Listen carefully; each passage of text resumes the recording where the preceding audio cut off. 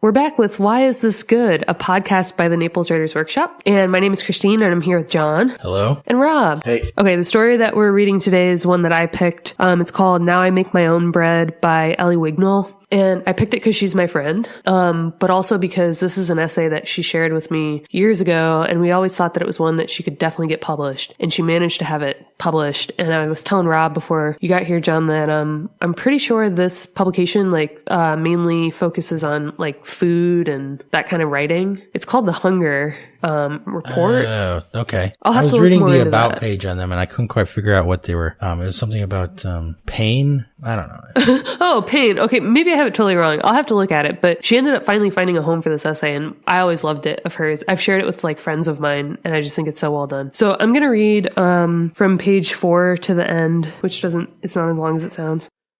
When she left us, I was 17, I think. It had to do with alcohol and Vicodin and a more promising relationship with a man who wasn't my daddy. I feared it had to do with me. She exchanged college parties and blind dates for bottles of milk in the microwave and a husband who would love me more than anything. She wasn't there, so I couldn't tell her how my boyfriend chose my best friend instead. I couldn't tell her how he'd called me big boned. I couldn't tell her that I didn't feel beautiful anymore, or that I spent feverish hours flipping through fashion magazines, comparing calves, then shoulders, then distance between eyes. Where was the formula for something beautiful? Why did you burden me, Mama? We, Dad, and the girls and I moved into a tiny duplex that I found. I had to learn how to make egg sandwiches for the nights when Dad couldn't, or the nights when I found myself alone in this place too small for our furniture. I toasted Wonder Bread and pushed 2 eggs around a pan. I cooked without clothes on when I was alone. I pinched the skin above my hips. I ate my sandwich, then some ice cream, then some Oreos, then one forgotten beer at the back of the fridge. I couldn't see this getting better. Now I make my own bread. I knead and knead until the dough pushes back at me, until it makes a whisper of a popping sound. Then I knead another minute longer. I remember once Mama coming home from work in her lined Maine coat. I remember her bending down to scoop me into a hug. I remember burrowing my face into the fur, the sweet smell of vanilla.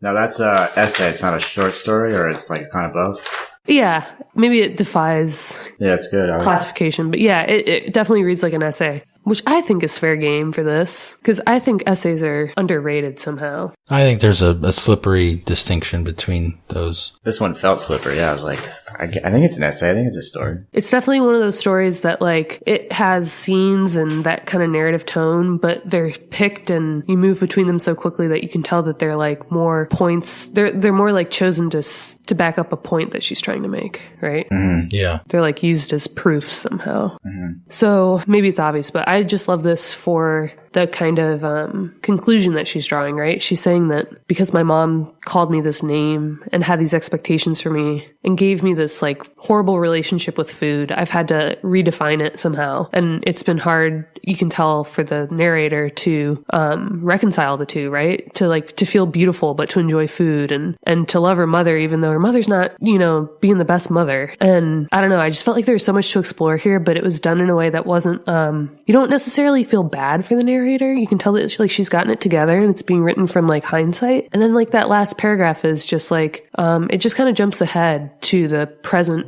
state of mind, which is that I've got it under control now. But when I think of my mom, I still have this like weird sense about it. Like I've maybe like mastered the relationship with food, but even in the most tender moment with my mom, what I smell is not perfume, it's vanilla, which is, pastry.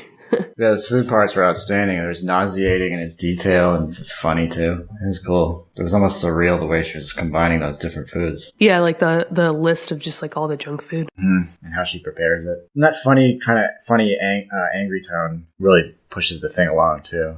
I thought that was really good. I like just the characterization of the mom too, through like kind of a narrow lens of like her beauty regimen. Yeah, that's right. You don't see the mom do anything else. Yeah, she kind of talks about how her mom goes off and does these things, but you don't see the mom doing those things when she does them. Like she's just saying like this is how she kind of like forced her into this beautiful mold. It sounded like a painful process. Yeah, if this is an essay, what it's doing is fictional. It's doing a fictive thing because it's creating characters through concrete details, which is what we always talk about. And they're very well evoked, I guess is a way to say that, because the concrete details are evocative. of these characters. So I definitely read it as fiction, not as an essay. Right. Right. But because exactly what you guys are talking about with all those great significant moments that kind of define character brought to life. Right. Yeah, I think it's only knowing where this was published and like the type of publication that right now we're trying to assume what it is. It's only seeing it in a certain context that you decide kind of sometimes what genre it is or like what format it is. Yeah, that's true. I feel that way a lot about like the New Yorker, which has, a fiction section, but I know so often they have what are essentially essays or like, what do you call them? Like commentaries. So that sometimes when I read like a David Sedaris piece in the fiction section, I'm like, well, I think this is like something else, but wherever you want to put it, as long as you're enjoying it. This is so strange that the food thing would pick this up, because this is like food as in something to be like grossed out by. Right. Yeah. Well, I don't know. I don't know anything about the website, but it's really a cool choice for them to do that. Because, if you think of, like, I don't know, magazines or certain blogs and everything, like food is always either like something that you have to have, or it's usually on those websites like an indulgence. It's like, how do you make this awesome casserole or like this delicious dessert, like to impress your guests? It's like almost never like that you find a food blog that is just like, this meal will do.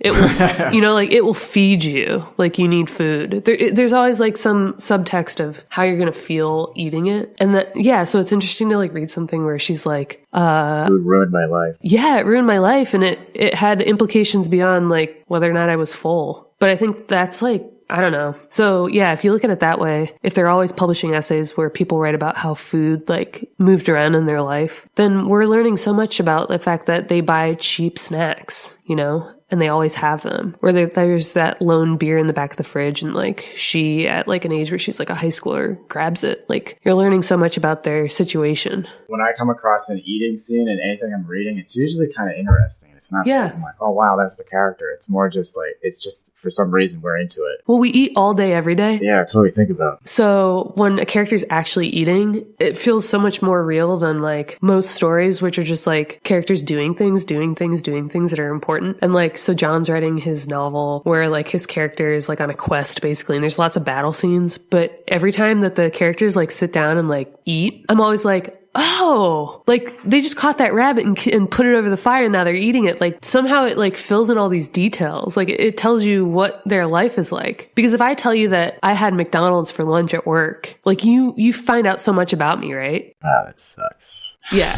Oh, I don't. For the record, I don't. I eat a sad packed lunch. But like, But food is such an intrinsic part of culture, right? So when we talk about food, we're talking about how we fit into a culture, whether it's, American consumerist culture or like people who cook at home, cook specific dishes that maybe they grew up with or are interested in. It's very, there's quite a bit of how you look at yourself in what you eat, how you think about like your place in the world by what you eat. All that kind of stuff goes into our food selection. So it's a great point. Yeah. Yeah, like I don't want to jump ahead to the end here, but like that's what I plan on stealing from this is like, make your characters eat. It really tells you so much. I'm thinking about like when my mom comes to visit and how appalled she is that I don't have like a freezer stocked with, pot roast for the next 6 months. And it's like, it tells you so much the difference between like her generation and mine, which is like, I don't have kids yet. So why do I need quick ready meals? Oh, that's true. That's an interesting point. Or just like the frugalness of,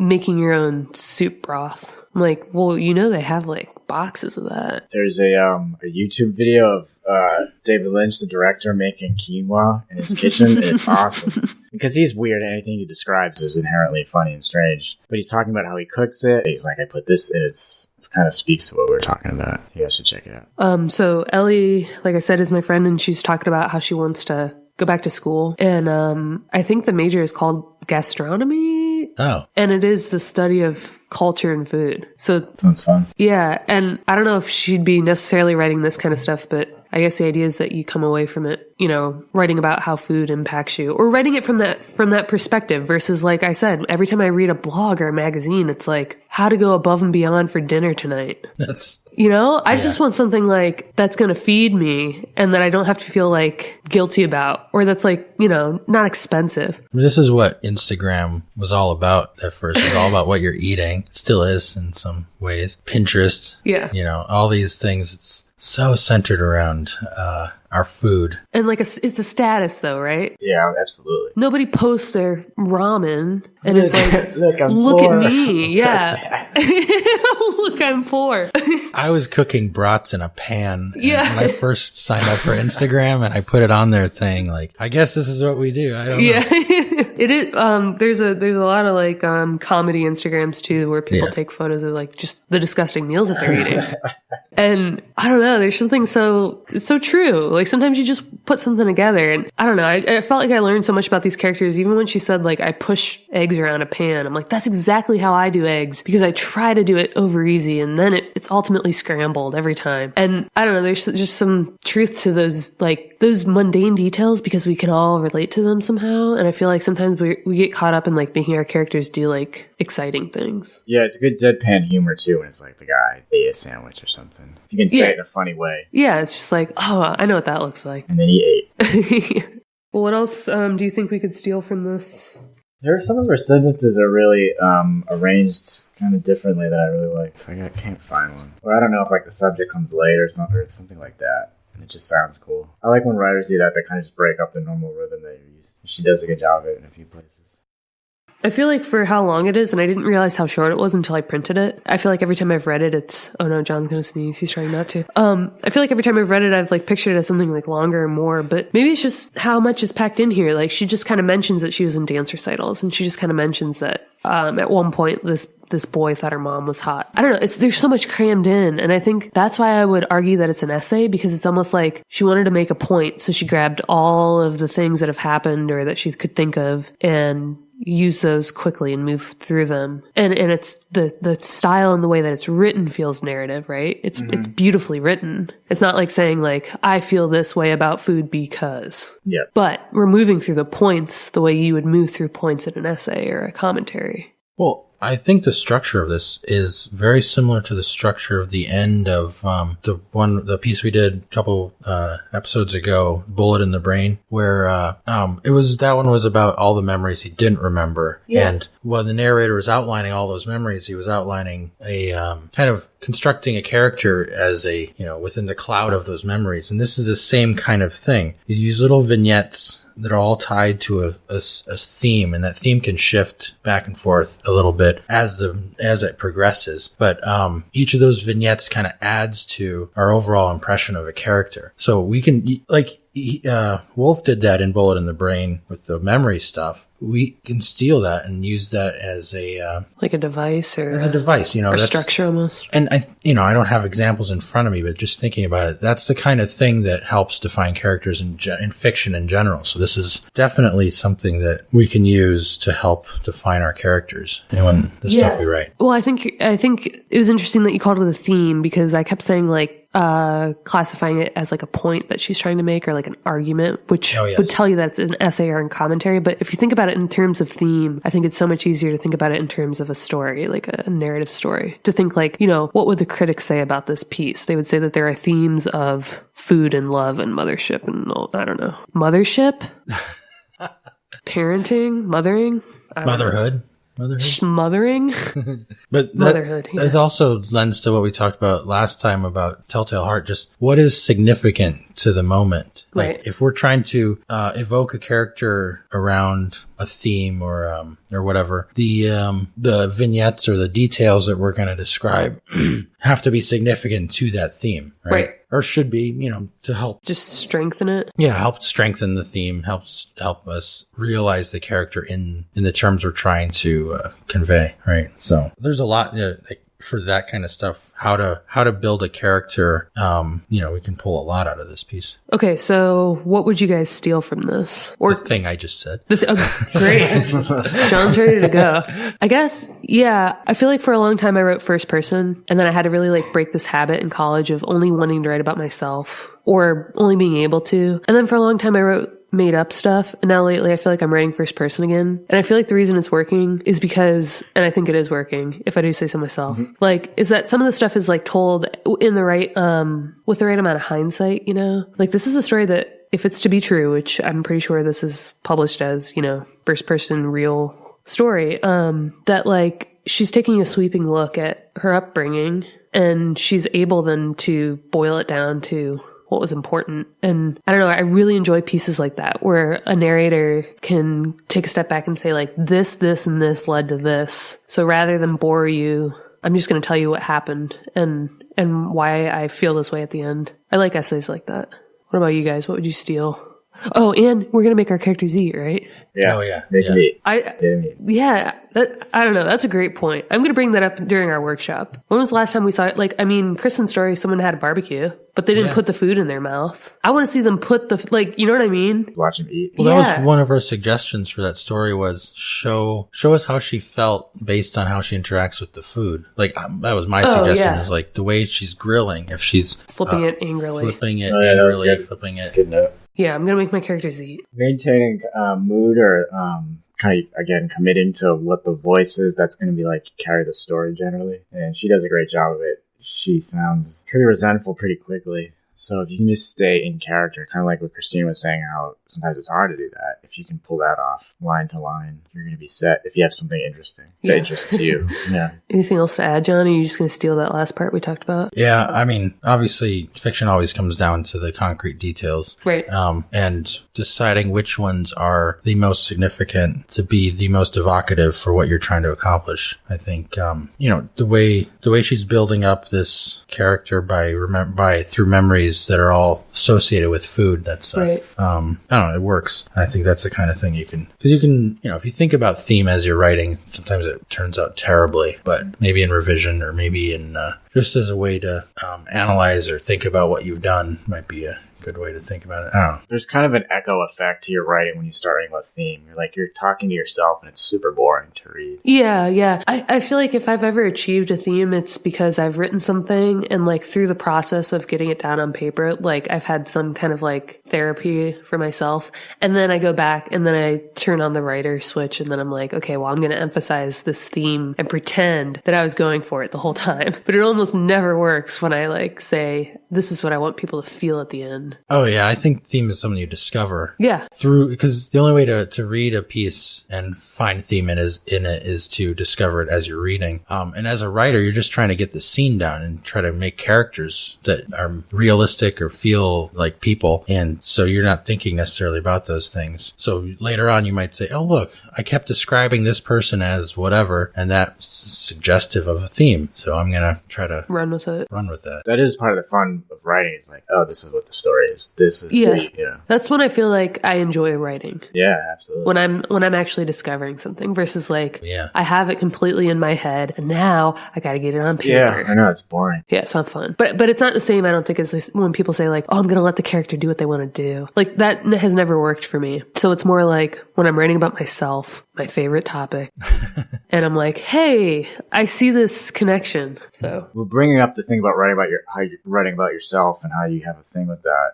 It makes you wonder. Like I related to, am I writing about the right thing? Is this the right? Is this do I whatever I do well? Is this the good place to do it? And you know this story obviously really pulled it off. Very obvious. She belongs what she's talking about. Yeah. Oh, sure. It is hard though to be like, because when you start thinking like, I'm not the guy to write this. It's like Oh, so yeah, when you're coming up with the concept and you're like, am I the expert? Am I an authority on this? Or I think it's is it my story to tell? Right. Oh yeah. It's just a bad idea. Well, no, there's a great point to be made there. Like I do not hesitate, and I can write almost something in its entirety when it's about me. I'm like, I know all the answers. That's right. Yeah, I'm an expert. Yeah. It's like when I write a journalism piece without my notes, and it flies off. Like it just goes because like you've figured it out. Mm-hmm. That sounds fun. Versus like anytime I've never tried to write like a period piece or in another foreign country because I don't know. That's a good point. I think that's something that writers sometimes get too caught up in their research, like for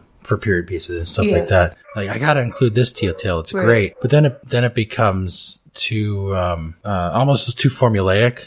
So I think a good way of just exactly what you described, you throw away the notes, you just infuse yourself in the period, in the research, you know it unconsciously, just let the writing go. Yeah. And it'll come out. I would like to point out that when it comes to journalism, I always refer to my notes after the fact. Oh, of course. But there's something very freeing in like just saying like, I know this. Yeah, like I'm just going to tell it. You're writing from some period and you're like, he answered the phone, and you check your notes. Oh, the phone wasn't invented yet. Yeah. Oh. I'll have to change that. He answered the telegram, whatever it was. Oh, well. All right. I guess that's it for this one. Yep. Cool.